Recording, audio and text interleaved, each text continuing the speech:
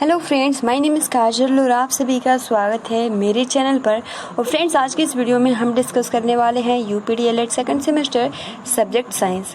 जी हाँ फ्रेंड्स, आप सभी को हम बता दें कि इस क्लास की जो टाइमिंग होती है वो रात के 9 बजे होती है, ठीक है। और फ्रेंड्स, हमने लेसन 1, लेसन 2, लेसन 3 ये जितने भी महत्वपूर्ण चैप्टर थे हमने डिस्कस कर लिया है। तो फ्रेंड्स, अगर आपने प्रीवियस वीडियोस नहीं देखे हैं तो सिंपल आप सभी को प्लेलिस्ट का लिंक कमेंट्स बॉक्स में मिल जाएगा, आप वहां से जाकर देख सकते हो।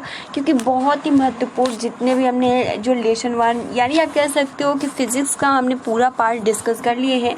और आज से बायो यानी बायोलॉजी स्टार्ट हो रहा है, जो कि जिसका नाम है जीवों की संरचना, और बहुत ही अच्छे ढंग से डिस्कस करेंगे, ठीक है। तो चलिए फ्रेंड्स, शुरू करते हैं। वीडियो को लाइक कर दीजिए और अपने फ्रेंड्स मित्रों को शेयर कर दीजिए। देखिए, इसके पहले हमने जो लेसन डिस्कस किया था, लेसन 1 जो था वो था पृथ्वी और आकाश। लेसन 2 था मृदा तथा फसलें। लेसन 3 था कार्य एवं ऊर्जा। लेसन 4 था सरल मशीनें। और लेसन 5 है जीवों की संरचना। तो ये भी लेसन बहुत ही अच्छे ढंग से डिस्कस करेंगे। तो चलिए फ्रेंड्स, शुरू करते हैं। देखिए फ्रेंड्स, सबसे पहला आपका जो प्रश्न है कि शरीर रचना विज्ञान क्या है। शरीर रचना विज्ञान क्या है? हो सकता है कि आपके एग्जाम में इससे रिलेट करके प्रश्न पूछ दे, क्योंकि जीवों की संरचना है तो इसमें 100% 1 से 2 क्वेश्चन जरूर पूछेगा, ठीक है। तो चलिए शुरू करते हैं। जो कि सबसे पहला आपका प्रश्न है कि शरीर रचना विज्ञान क्या है। तो ईश्वर ने सृष्टि में अनेक आश्चर्यजनक वस्तुओं का निर्माण किया है, जिसमें मानव शरीर रचना भी एक है। देखिए फ्रेंड्स, मैं नोट्स नहीं बना पाई, इसके लिए सॉरी, क्योंकि टाइम नहीं मिला। बट इसी में मैं बता दूंगी, क्योंकि ये साइंस है तो इसमें कुछ जैसा रहता है वही सब लिखना होता है, अपने लैंग्वेज में कुछ नहीं लिखना होता है, ठीक। तो मैं बता दूंगी कितना आप सभी को याद करना है इसमें ये भी।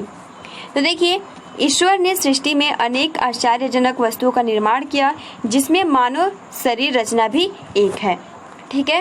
पहला लाइन बोल रहा है कि ईश्वर ने सृष्टि में अनेक आश्चर्यजनक वस्तुओं का निर्माण किया है, जिसमें मानव शरीर रचना भी एक है। यह ईश्वरीय प्राकृतिक मशीन है, जो मानव निर्मित कृत्रिम मशीनों से भिन्न है। मानव रूपी मशीन अनेक कार्य करती है, जैसे भोजन का पाचन, श्वसन, उत्सर्जन, ये सभी जो क्या कार्य करती है। तो मानव रूपी जो मशीन होता है, आप कह सकते हो जो ईश्वर या प्राकृतिक मशीन है, जो कि आप जब जन्म लेते हो तो ये बनाया नहीं जाता है, आप में पहले ही ऐसा होता है, ठीक है। तो यही यहाँ पे यही बोल रहा है कि जो मानव निर्मित कृत्रिम मशीनों से भिन्न यानी इससे डिफरेंट होता है। मानव रूपी मशीन अनेक कार्य करती है, जैसे कि भोजन का पाचन, श्वसन, उत्सर्जन आदि। अगर यही तीनों नहीं रहेगा तो फिर मनुष्य का जीवन आप कह सकते हो कभी वो जीवित रह ही नहीं सकता है। तो ये आपका तीनों पॉइंट है। उसके बाद देखिए, इन क्रियाओं के सुचारू रूप से क्रियान्वयन में शरीर रूपी भोजन में व्यवस्थित अनेक अंग निरंतर क्रियाशील रहते हैं। वह विज्ञान, देखिए फ्रेंड्स, ये सबसे महत्वपूर्ण लाइन है, ठीक है। वह विज्ञान जो इस मशीन की संरचना के बारे में जानकारी देता है, ठीक है। वह विज्ञान जो इस मशीन यानी एक शरीर जो है वो पूरे मतलब किस तरीके से श्वसन होता है, क्या पूरा प्रोसेस होता है, किस तरीके से पाचन होता है, किस तरीके से उत्सर्जन, ये सभी जो प्रोसेस, यानी यहाँ पे ये बोला जा रहा है कि वह विज्ञान जो इस मशीन की संरचना के बारे में जानकारी देता है और मशीन के अंदर व्यवस्थित विभिन्न अंगों का अध्ययन करता है, उसे शरीर रचना विज्ञान कहते हैं। तो फ्रेंड्स, ये बहुत ही महत्वपूर्ण, ये यहाँ से लेकर मैं हाईलाइट भी कर दे रही हूँ यहाँ से, और पूरा ये आप अपने कॉपी में अच्छे से नोट्स बना लीजिएगा, ठीक है। यानी फिर से एक बार रिपीट, वह विज्ञान जो इस मशीन की संरचना, किस मशीन की, तो जो मशीन मानव रूपी मशीन है, जिसमें जो कार्य होता है श्वसन करना, उत्सर्जन करना, ठीक है। यानी इस मशीन की संरचना के बारे में जो कुछ भी जानकारी देता है, मशीन के अंदर व्यवस्थित विभिन्न अंगों का अध्ययन करता है, उसे शरीर रचना विज्ञान कहते हैं। आगे बढ़ते हैं। शरीर रचना विज्ञान के अंतर्गत शरीर के विभिन्न अंगों तथा विभिन्न अंगों के परस्पर संबंध का अध्ययन किया जाता है, जैसे हृदय का, ठीक है, अध्ययन करने से उसके आकार, भार, आकृति, शरीर में स्थिति, उसके सहयोगी अंगों, धमनियां, शिराएं और कोशिकाएं तथा अन्य अंगों के संबंध के बारे में विस्तृत ज्ञान प्राप्त होता है। इस प्रकार शरीर में अनेक अंग हैं जिनके सम्मिलित रूप को तंत्र या सिस्टम कहते हैं, जैसे कि पाचन तंत्र हो गया, श्वसन तंत्र हो गया, श्वसन तंत्र हो गया, रक्त परिसंचरण तंत्र हो गया। तो ये सभी क्या है, यानी जो कुछ भी हमारे शरीर में जो अंग हैं, ठीक है, उसको इस सम्मिलित रूप को हम क्या बोलते हैं, तंत्र कहते हैं। जैसे कि आपका पाचन तंत्र हो गया, श्वसन तंत्र हो गया, रक्त परिसंचरण तंत्र हो गया, etc। मानव शरीर अस्थि, उत्तक, अंग तथा तंत्र का एक मिला जुला समूह है और इस समूह की मूल इकाई जो होता है वो क्या होता है, कोशिका यानी सेल होता है। तो फ्रेंड्स ये क्वेश्चन आप बहुत ही आसानी के साथ कर सकते हो, बहुत ज़्यादा टफ नहीं है। पूछा है कि शरीर रचना विज्ञान क्या है, तो शरीर रचना विज्ञान क्या है तो आप लिख सकते हो यहाँ से, ये भी लाइन अगर आप लिख दोगे तो गलत नहीं होगा, ठीक है, कि यह ईश्वरीय प्राकृतिक मशीन है। यहाँ से यह ईश्वरीय प्राकृतिक मशीन है जो मानव निर्मित कृत्रिम मशीनों से बिल्कुल अलग या भिन्न होती है।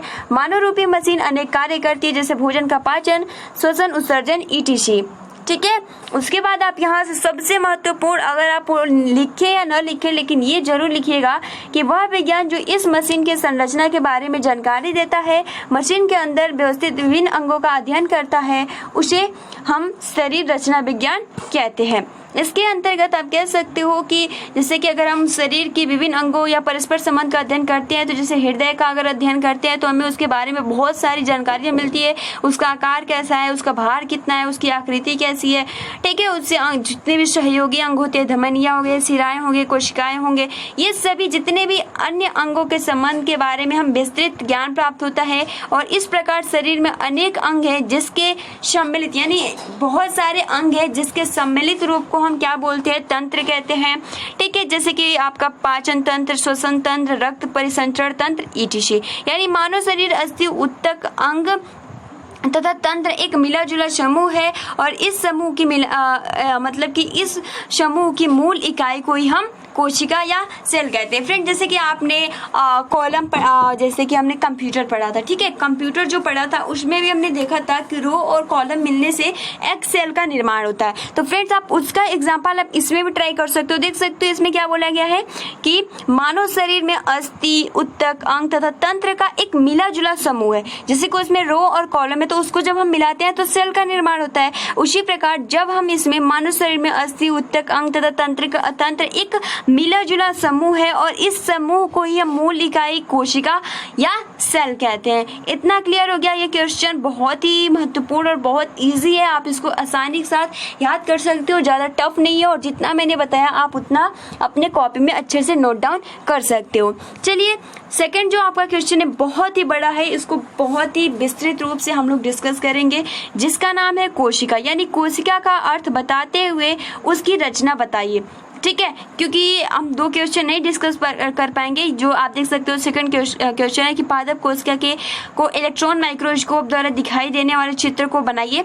ठीक है, तो इसको हम नेक्स्ट वीडियो में बहुत ही अच्छे से बेहतरीन तरीके से डिस्कस करेंगे।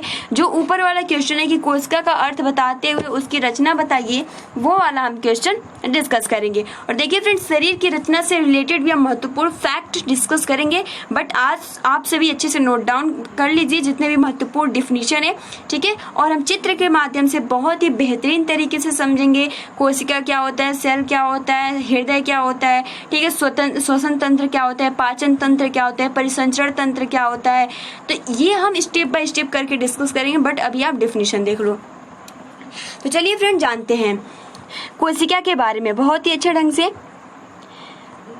तो देखिए फ्रेंड्स, मानव शरीर में असंख्य छोटी छोटी जीवित इकाइयों से मिलकर बना है।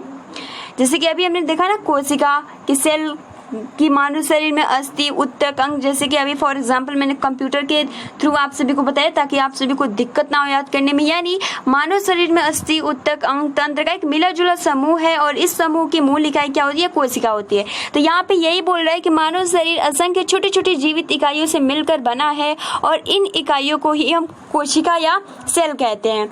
ठीक है, कोशिकाएं निर्जीव नहीं है, क्योंकि बिल्कुल सही बात है, कोशिकाएं सजीव होती है, निर्जीव नहीं है, बल्कि ये शरीर की जीवित इकाइयां हैं। ये गति करती है, ये श्वास लेती है, अपना पोषण कर वृद्धि करती है, व्यर्थ पदार्थों का त्याग करती है, क्योंकि सभी अंगों को आपने देखा ना कि जितना भी अस्थि हो गया, उत्तक अंग हो गया, अब तंत्र कैसे बनाए, विभिन्न अंगों को मिलाकर हमारे तंत्र का निर्माण हुआ है। उसी प्रकार मानव शरीर के अस्थि, उत्तक, अंग, तंत्र का एक मिला जुला समूह को हम सेल कहते हैं। तो उसी प्रकार यहाँ ये कह रहा है कि कोशिकाएं निर्जीव नहीं है, बल्कि ये शरीर की जीवित इकाइयां हैं।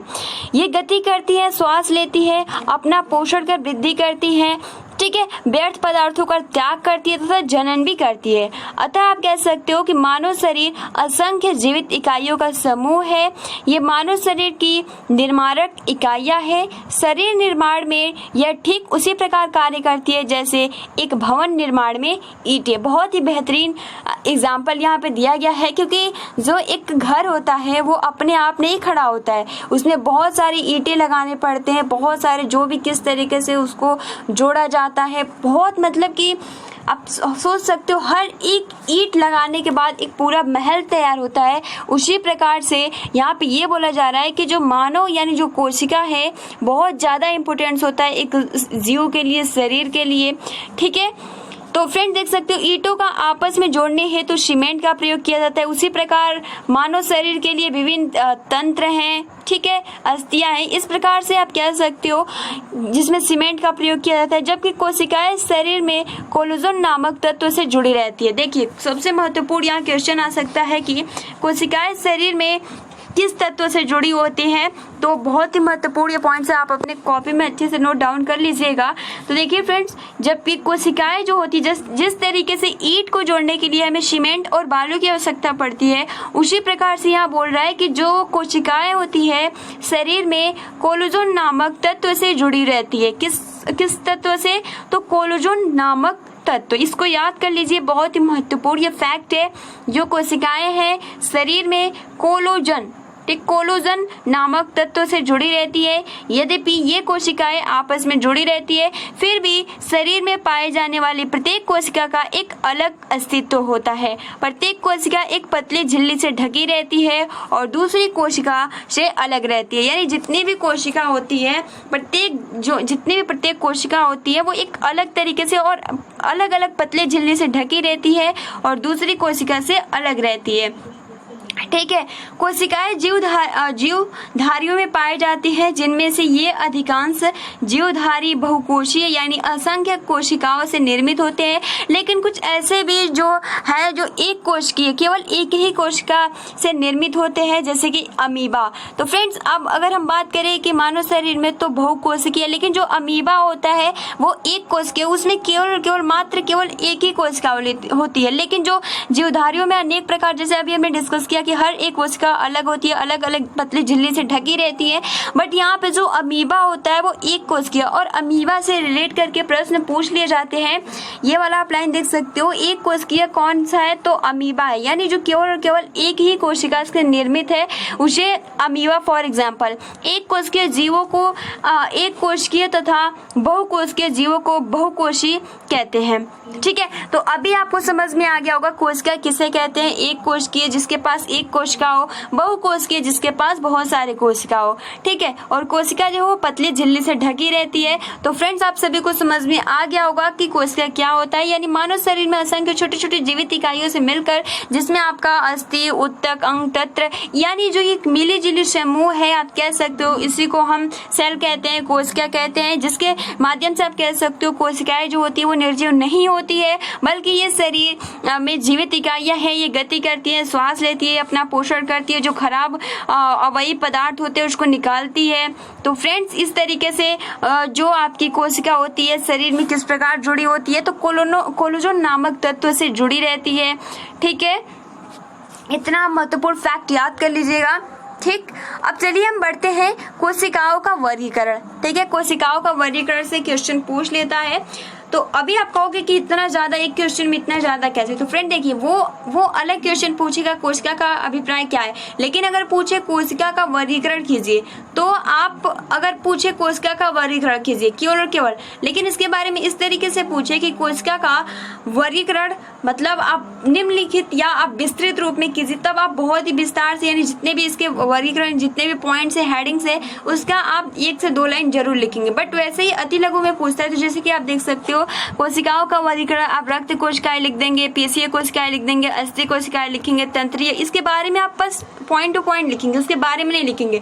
लेकिन जब लघु उत्तरी में पूछे तो आप अगर कहे तभी आप लिखे, यानी क्या है कि उसके बारे में विस्तृत रूप से बताइए, तब उसके बारे में 2 से 3 लाइन आप लिख सकते हो। संयोजी उत्तक कोशिकाएं देख सकते हो, ठीक है। तो आइए फ्रेंड्स इसके बारे में थोड़ा हम जानते हैं कोशिकाओं की वर्गीकरण के बारे में बहुत ही बेहतरीन तरीके से। तो फ्रेंड्स जैसे कि आप देख सकते हो प्रत्येक कोशिका की आंतरिक संरचना समाप्त होती है, ठीक है, लेकिन उनका बाह्य आकार तथा कार्य पृथक पृथक होते हैं। यहाँ पे देखिए प्रत्येक कोशिका की आंतरिक संरचना समाप्त होती है ना, आंतरिक संरचना समाप्त होती है, लेकिन उनका जो बाह्य आकार तथा कार्य पृथक पृथक होते हैं। कार्यों तथा आकार के आधार पर कोशिकाओं को कई भागों में बांटा जा सकता है, जैसे कि आपने पढ़ा भी होगा रक्त कोशिका यानी ब्लड सेल्स। तो देखिए रक्त कोशिकाएं के बारे में बहुत ही अच्छे ढंग से डिस्कस करेंगे। तो देखिए रक्त में 2 प्रकार की कोशिकाएं पाई जाती है, श्वेत रक्त कोशिकाएं और लाल रक्त कोशिकाएं। लाल रक्त कोशिकाएं जो होती है वो गोल तथा तस्तरी के समान उभरी हुई होती है, बट जो श्वेत कोशिकाएं होती है अनियमित आकार की होती है, यानी उनका कोई नियमित आकार नहीं होता है। लाल रक्त कोशिकाओं की तुलना में इनका आकार भी कुछ बड़ा होता है तथा ये रंगहीन होते हैं। तो फ्रेंड्स आई होप कि आपको रक्त कोशिकाओं से, क्योंकि जो आपका ब्लड सेल है इससे रिलेट करके प्रश्न पूछ लिए जाते हैं, ठीक है। तो रक्त कोशिकाएं आप सभी को इजीली तरीके से याद हो गया होगा, यानी जो रक्त कोशिकाएं होती है वो 2 टाइप्स की होती है, एक तो आपका श्वेत हो जाता है और दूसरा आपका रेड हो जाता है, ठीक है। व्हाइट ब्लड सेल्स और रेड ब्लड सेल्स, यानी जो आपका लाल रक्त कोशिकाएं होती है वो गोल तथा तस्तरी के समान उभरी हुई होती है। किस तरीके से? गोल तथा तस्तरी के समान उभरी हुई होती है, ठीक है। लेकिन जो आपका श्वेत कोशिकाएं होती है वे एक तो अनियमित आकार की होती है, दूसरा अगर हम बात करें तो लाल रक्त कोशिकाओं की तुलना में ये इनका आकार कुछ बड़ा होता है, और फ्रेंड्स ये रंगहीन होती है। ये कुछ महत्वपूर्ण पॉइंट्स है रक्तिकाओं से, ठीक है, जिसको आप याद कर सकते हो। सेकंड जो आपका टॉपिक है वो है पेशीय कोशिकाएं, यानी पेशीय कोशिकाएं पतली, लंबी और दोनों सिरों पर नुकीली होती है, ठीक है। किस तरीके से? जो पेशीय कोशिकाएं होती है वो पतली, लंबी और दोनों सिरों पर नुकीली होती है, और ये आपस में मिलकर पेशी, आपने जैसे मस्कुलर, ठीक है, मस्कुलर सेल्स, तो मस्कुलर, तो इस तरीके से आपने देखा भी होगा, हम लोग बोलते हैं मस्कुलर यानी पेशीय, है ना। जो पेशीय कोशिकाएं होती है पतली, लंबी और दोनों सिरों पर नुकीली होती है, और ये आपस में मिलकर पेशीय उत्तकों का निर्माण करती है, जिनके द्वारा शरीर के समस्त आंतरिक, बाह्य और ऐच्छिक तथा अनैच्छिक अंग क्रियाशील रहते हैं, ठीक है। जैसे कि आपका हाथ है तो उसमें भी क्या होता है? पेशीय होता है, ठीक है, मस्कुलर होता है। तो यहाँ पे यही बोला है कि पेशीय उत्तकों का निर्माण होता है, जिनके द्वारा शरीर के समस्त आंतरिक, बाह्य और ऐच्छिक तथा अनैच्छिक अंग जो होते हैं वो क्रियाशील रहते हैं। पेशीय कोशिकाओं में कुछ कोशिकाएं धारीदार भी होती है जो ऐच्छिक मांसपेशियों में पाई जाती है। तो ये तो हो गया आपका मस्कुलर सेल्स यानी पेशीय कोशिकाएं। बात करते हैं अस्थि कोशिकाएं यानी बोन सेल्स। ये क्या होता है? तो अस्थि निर्माणक कोशिकाओं को अस्थि कोशिकाएं कहते हैं। यह बेलनाकार होती है तथा चारों ओर महीन छोटे छोटे रेशे निकले रहते हैं, ठीक है। जो अस्थि कोशिकाएं होती है, या आप कह सकते हो जो ब्लड सेल्स होती हैं, ये अस्थि निर्माणक और कोशिकाओं को अस्थि कोशिकाएं कहते हैं। यह बेलनाकार होती है। सबसे महत्वपूर्ण जो अस्थि कोशिकाएं होती है वो बोन सेल्स जो होती है वो किस तरीके से होती है? बेलनाकार होती है तथा चारों ओर महीन छोटे छोटे रेशे निकले रहते हैं, और इनमें केंद्रक तथा अन्य कोशिकाओं की तुलना में अपेक्षाकृत बड़ा होता है, ठीक है। तीसरा जो आपका पॉइंट है बोन सेल्स, ये बहुत ही महत्वपूर्ण है, ठीक है। अस्थि निर्माणक कोशिकाओं को अस्थि कोशिकाएं कहते हैं और यह बेलनाकार होती है तथा चारों ओर महीन छोटे छोटे रेशे निकले रहते हैं और इनमें केंद्रक अन्य कोशिकाओं की तुलना में अपेक्षाकृत क्या होते हैं, बड़े होते हैं। बात करते हैं 4th पॉइंट, तंत्रिका कोशिकाएं। ये क्या होता है? तो देखिए फ्रेंड, तंत्रिका कोशिकाओं की संरचना शरीर की अन्य कोशिकाओं से काफी अलग होता है ना। जो तंत्रिका कोशिका होता है शरीर के अन्य कोशिकाओं से काफी अलग होता है। प्रत्येक तंत्रिका कोशिका के 2 भाग होते हैं। ऊपरी भाग चौड़ा तथा असमान आकार का होता है जिसे हम कोशिका पिंड कहते हैं। ठीक है, जो ऊपरी भाग होता है यानी जो तंत्रिका कोशिका होता है वो 2 भागों में बटा होता है और जो ऊपरी भाग चौड़ा तथा असमान आकार का होता है उसे हम कोशिका पिंड कहते हैं। ठीक है, और इसमें केंद्रक होता है और चारों ओर महीन बालों जैसे संरचनाएं होती है। इसके नीचे की ओर दूसरा भाग बारीक धूम के समान होता है जिसे हम अक्षतंतु कहते हैं। तो फ्रेंड्स, ये कुछ महत्वपूर्ण फैक्ट है जिसको आप याद कर सकते हो। ठीक है, यानी आप देख सकते हो यहाँ पे बोला है कि ऊपरी भाग क्या दो प्रकार का है, तो तंत्रिका कोशिका, यानी जो तंत्रिका कोशिकाएं वो 2 टाइप्स की होती हैं। जो ऊपरी भाग चौड़ा तथा असमान का आकार का होता है उसे हम कोशिका पिंड कहते हैं। ठीक है, और अगर हम बात करें दूसरी, यानी दूसरा जो भाग होता है भाग बारीक दुम के समान होता है उसे हम अक्षतंतु कहते हैं। तो ये 2 पॉइंट्स आप याद कर लीजिए, यानी तंत्रिका कोशिकाएं 2 टाइप्स की होती है। जो ऊपरी भाग चौड़ा तथा असमान का आकार का होता है उसे हम कोशिका पिंड कहते हैं और जो बारीक दुम के समान होता है उसे हम अक्षतंतु कहते हैं। इतना क्लियर हुआ, आगे बढ़ते हैं। और संपूर्ण शरीर में ये कोशिकाएं जाल की तरफ फैली रहती है और अंगों का संबंध मस्तिष्क से बनाए रखती है।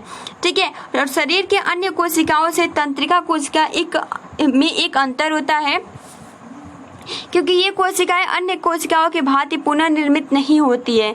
बहुत ही महत्वपूर्ण ऐसा क्वेश्चन आ सकता है कि वो कौन सी कोशिकाएं हैं जो अन्य कोशिकाओं से भिन्न है, तो वो आपका जो आंसर हो जाएगा वो हो जाएगा आपका तंत्रिका कोशिकाएं। दूसरा पॉइंट ये पूछ सकता है कि कौन सा ऐसा कोशिका है जो पुनर्निर्मित नहीं हो सकता है, तो वहां पर आपका आंसर हो जाएगा तंत्रिका कोशिकाएं। तो ये कुछ महत्वपूर्ण फैक्ट है जिसको आप याद कर सकते हो। और आयु और वृद्धि के साथ साथ ये केवल आकार में बढ़ती है, संख्या में नहीं। तो फ्रेंड्स, आप देख सकते हो अगर हम एज या आप डेवलप या वृद्धि के विकास में अगर हम बात करें तो केवल इसका आकार बढ़ता है, कोई भी संख्या नहीं बढ़ता है। तो इस तरीके से भी क्वेश्चन आ सकता है कि किसका केवल आकार बढ़ता है, संख्या नहीं, तो वहां पर आपका जो आंसर हो जाएगा वो हो जाएगा तंत्रिका कोशिकाएं। तो फ्रेंड, तंत्रिका कोशिकाएं से रिलेट करके प्रश्न पूछे जाते हैं तो आप इसको बहुत ही अच्छे ढंग से याद कर लीजिएगा। तंत्रिका कोशिकाएं, सबसे पहला प्रश्न यही कि जो तंत्रिका कोशिका की संरचना अन्य कोशिकाओं से काफी, आप कह सकते हो, बहुत ज्यादा भिन्न होता है। और तंत्रिका कोशिका के 2 टाइप्स होते हैं। जो ऊपर वाला भाग जो होता है चौड़ा और असमान आकृति का होता है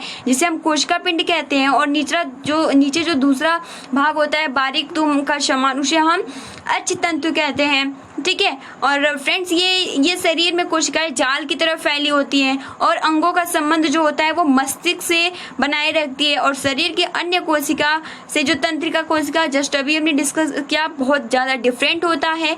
ठीक है, और ये पुनर्निर्मित नहीं हो सकती है और इसका केवल आकार बढ़ता है, संख्या में वृद्धि नहीं होती है। तो फ्रेंड्स, आई होप कि आपको तंत्रिका कोशिका से रिलेटेड अगर प्रश्न पूछा जाए तो आप बहुत ही इजी तरीके से कर सकते हो, बहुत ज्यादा टफ नहीं है।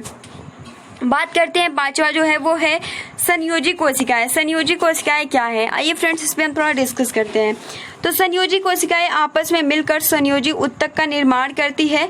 ठीक है, यानी जो आपकी संयोजी कोशिकाएं हैं आपस में मिलकर, और देखिए फ्रेंड्स, हम चित्र के माध्यम से भी आप सभी को समझाएंगे, बट आप सभी अभी डिफिनीशन याद कर लो। देखिए आप सभी को बहुत ही बेहतरीन तरीके से सेल्स हो गया, कोशिका हो गया, कोई भी डाउट नहीं रहेगा। ठीक है, अभी हम केवल डिफिनीशन देख रहे हैं। नेक्स्ट वीडियो में चित्र के माध्यम से बहुत ही अच्छे ढंग से डिस्कस करेंगे ताकि आप सभी को संयोजी कोशिकाएं का फिगर कैसा होता है, तंत्रिका कोशिकाएं का फिगर कैसा होता है, बहुत ही बेहतरीन तरीके से डिस्कस करने वाले हैं। अभी आप डिफिनीशन अच्छे से कॉपी में लिख लीजिएगा।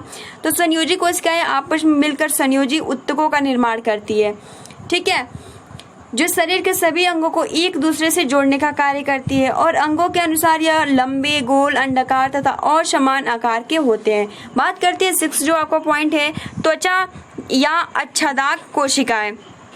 अच्छादाक कोशिकाएं पतली झिल्ली के आकार की होती है। ये आपस में मिलकर अच्छादातक ऊतकों का निर्माण करती है और संपूर्ण शरीर के आंतरिक और बाह्य त्वचा का निर्माण इन्हीं कोशिकाओं से होता है, जो सुरक्षात्मक झिल्ली के रूप में प्रत्येक अंग को ढके रहती है। तो फ्रेंड्स, ये थे कुछ कोशिकाएं। अब देखिए फ्रेंड्स, कोशिका की रचना, जो कि कोशिका भित्ति, कोशिका द्रव्य केंद्रक, जो महत्वपूर्ण, बहुत ही महत्वपूर्ण आप कह सकते हो।